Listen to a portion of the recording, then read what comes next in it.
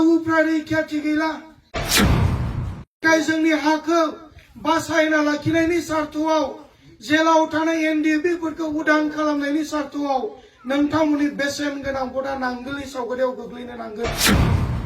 नाथाय प्रमोद बर'आ हाखौ होनानै सारेन्डार जानायनि थाखाय बिथांखौ लाफानानै सरकार दादों।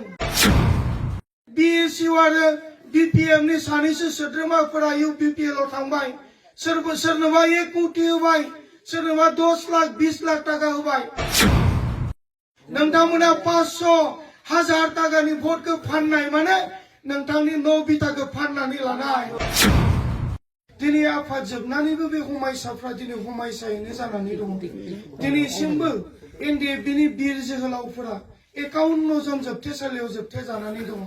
रन्जन दैमारि जाया एनडिएफबिनि फाउन्डार आफादगिरि, बिथाङा गुवाहाटीनि काहिलिपारा होनना बुंनाय दाबसे जायगायाव एनएपिपिएन पुलिस केम्पआव हारसिङै मोनसे खथायाव खाथेनानै दोनजागासिनो दङ। बेनिखायनो जोंहा दुखु दङ।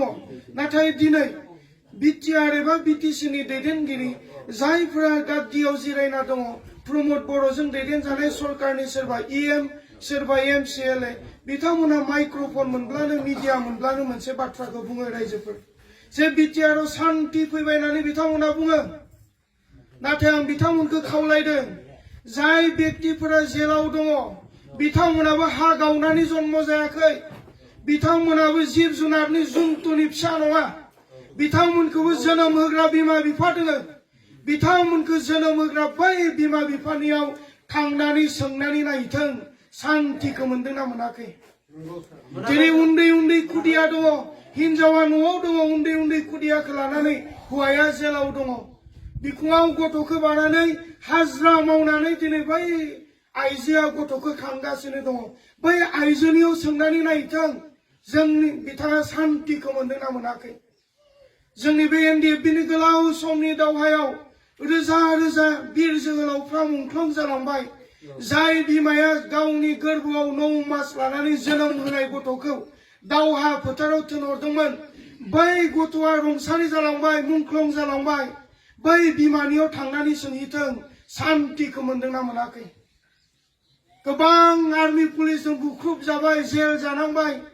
बै दुखु दाहा लाबोनाय रायजो राजाफोरनियाव सोंनानै नायथों शान्तिखौ मोनदोंना मोनाखै।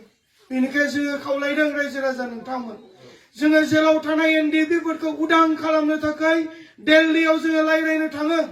भारतनि प्रधान मन्त्रि, हम मिनिस्टार, राष्ट्रपति बिथांमोननो जोङो सावरायनो होननानै थाङो। नाथाय दुखु गोनां बाथ्रा, जोंखौ दरखं मोखांनिफ्राय हाबनो होआ। मानोना बुङोबा मोनसे नियम दोङो, सासे हम मिनिस्टार, सासे प्राइम मिनिस्टार, सासे राष्ट्रपतिखौ लोगो हमनोब्ला सासे एमपिनि गेजेरजों एपइन्टमेन्ट एबा पारमिसन लानो गोनां जायो। नाथाय जोंहा जोंनि थैनि एमपि गैयैलाय, जोंनि समायसाखौ बुजिग्रा एमपि गैयैलाय जोङो दिल्लीनिफ्राय ओरैनो गिदिंनानै फैफिननो गोनां जायो। बेनिखायनो जोंनो नांगौ जादों जोंनि थै गोनां, जोंनि दुखु दाहाखौ बुजि मोननाय, बर' जातिनि हमायसाखौ बुजिग्रा, जातिखौ अननो रोंग्रा व्यक्तिखौ जोङो दिल्लीयाव थिनहरनो नागिरदों। जोंनि हा हुफ्रा रैखाथि गैला। दिनैनि तारिखाव सोरहाबा जुदि 100 आरो 30 हा दङब्ला गाबोननो नोंथांमोना खाजोना होनो मजादारनियाव थां लायो नामा? दिनैनि तारिखाव 100 आरो 30 हानि खाजोना लाला। नोंथाङा जुदि बे हानि खाजोना होनो मोनाखैबा नोंथाङा बे हानि बिगुमा नंला, नोंथाङा बे हानि अधिकार गैला। बेखौ जोंहा प्रमोद बाबुआ सरकारनो होनानै गाद्दियाव जिरायबाय। दिनै आसाम सरकार आरो भारत सरकारनो जोंनि बे हाजार हाजार लाख लाख बिघा हाखौ मानो गोनांथि जादों? नोंथांमोना खोनादों, भारतआव गथै भारतआव मोनसे आन्दोलन जादों जायखौ का होननानै बुंदों, सिटिजेनशिप एमेन्डमेन्ट एक्ट।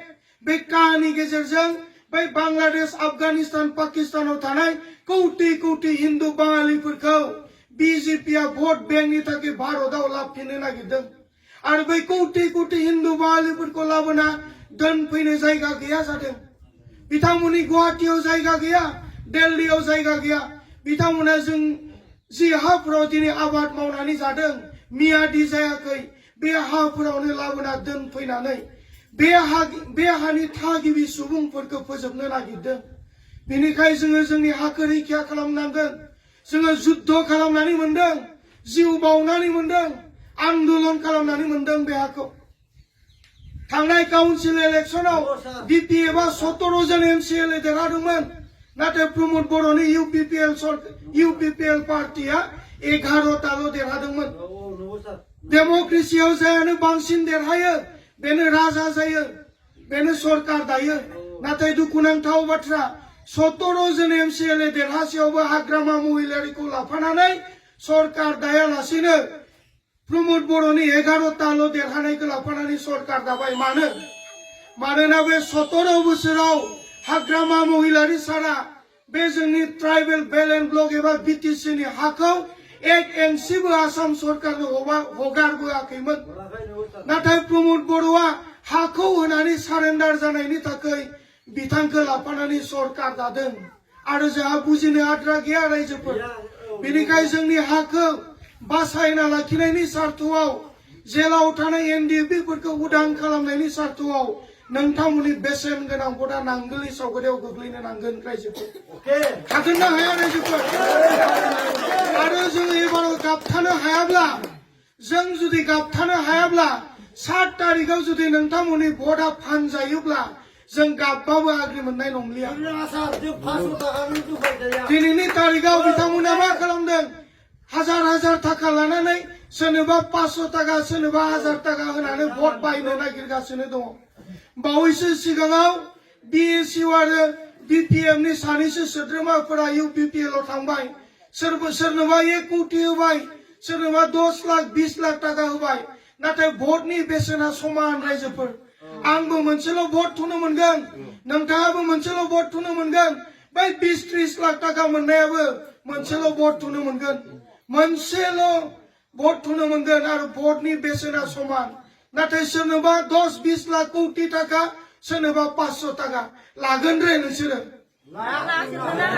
फैसाखौ होफायोब्ला नाथाय भटखौ फाननो नाङा नोंथांमोना 500,000 ताकानि भटखौ फाननाय माने नोंथांनि न' बिथाखौ फाननानै लानाय बेनिखाय खावलायदों रायजोफोर थगायजानो नाङा माबा बे आसुनि लानानै नोंथांमोननियाव फैगोन अरुणोदय आसुनिनो जब कार्डनो रेशन कार्डनो नाथाय बे अरुणोदय आसुनि जब कार्ड रेशन कार्डआ इउपिपिएल आरो बिजेपिनि स्किम नङा बियो आसाम सरकार आरो भारत सरकारनि मोनसे स्किम सरकाराव जि पार्टियानो थाया मानो बे गासैखौबो जोङो मोनखागोनखा बेनिखाय थगायजानो नाङा बाजैमोन थगायजानो नाङा आदामोन फैबाय थानाय 7 तारिखाव बयबो दले बले थांनानै नांगोलनि सावगारियावनो भटखौ होनानै खाम्फा बरगयारि सारखौ देरहासार खालामनो थाखाय खावलायनानै फिन खनसेबाव नोंथांमोन साफ्रोमखौबो मेलाव बाहागो लानायनि थाखाय साबायखर बावनानै